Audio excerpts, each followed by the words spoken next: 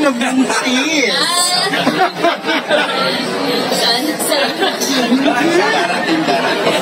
God's time.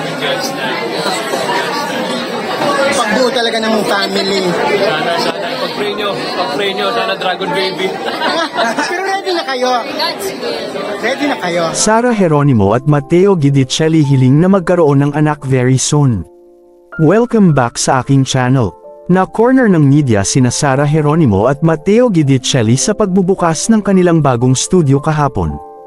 Ayon kay Sarah Geronimo, hindi siya nagmamadali na magkaroon ng mga anak ngunit sana daw ay ipagkaloob ito ng Diyos sa tamang panahon.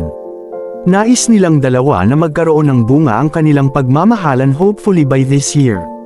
Halatang sabik sa mga mata ni Matteo at Sarah Geronimo ang maging isang magulang at mabiyayaan ng kanilang sariling dugo. Busy pa kasi sila sa kanilang iba't ibang business ventures kaya naman, ipinapaubaya na lang nila ito sa Diyos. Nang may tanong naman ng press kung handa na sila na magkaroon ng anak, ay agad sinabi ni Matteo na sana ay ipagdasal silang dalawa. Sagot naman ni Sarah Geronimo ay kung ito na ang God's will ay sobrang matutuwa siya. Hindi nga komportable sina Matteo at Sarah na pag-usapan ng aspeto na yun sa kanilang buhay at sinabing ipapaalam naman nila yun sa media sakaling mangyari. Hindi naman nila inaawat ang bumuo ng isang anak at open sila sa ideya na ito. 3 taon na mula nang ikinasal sina Sarah at Matteo noong February 21, 2020. Hanggang ngayon, hindi pa rin malinaw kung nagkaroon na ng pag-uusap or palagayan ng loob sa pagitan nina Mommy Divine at Daddy Delphine.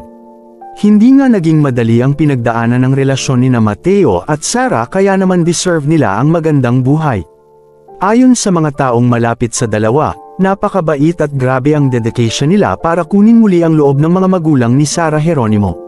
Sana ay masaksihan natin isang araw na magkaayos na sina Daddy Delphine at Mommy Divine. Magiging napakasaya ni Sarah Geronimo kapag natupad ang hiling niya na yon. Ayon kay Sarah Geronimo, wish niyang before siya maging isang ganap na ina, ay magkaroon ng kapayapaan sa bawat sides ng kanilang pamilya. Anong masasabi ninyo sa balitang ito? Comment down below. Maraming salamat sa panunood.